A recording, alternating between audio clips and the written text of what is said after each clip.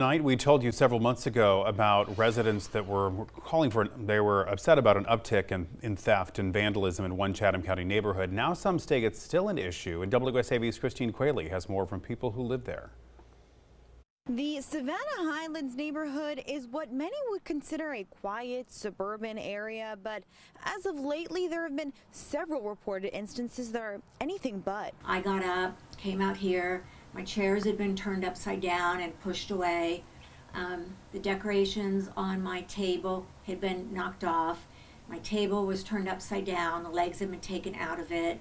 And I had a wreath that had been destroyed. My son's ashtray had been turned upside down, and all the ashes and cigarettes had been moved, and disgusting. Peggy Walters believes this all happened late Saturday night, and she thinks it's more than just an isolated incident. At Halloween, many people, their decorations were taken. Some pranks were made with them, and then just a lot of stealing of them. That's why Walter says she only put out minimal decorations this year. Still, she says she thinks her experience is part of a string of incidents about more than just decorations. It's kind of just been trouble since I've been here. There's a lot of trying to break into the cars. Cars have been stolen.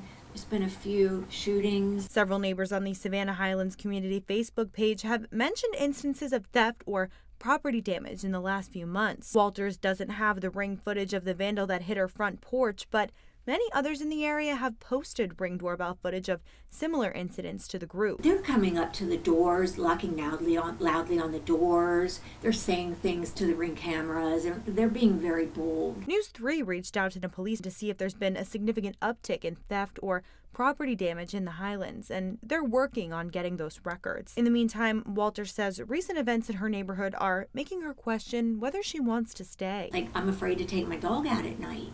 You know, I'm afraid to open that slider door for myself and for my dog.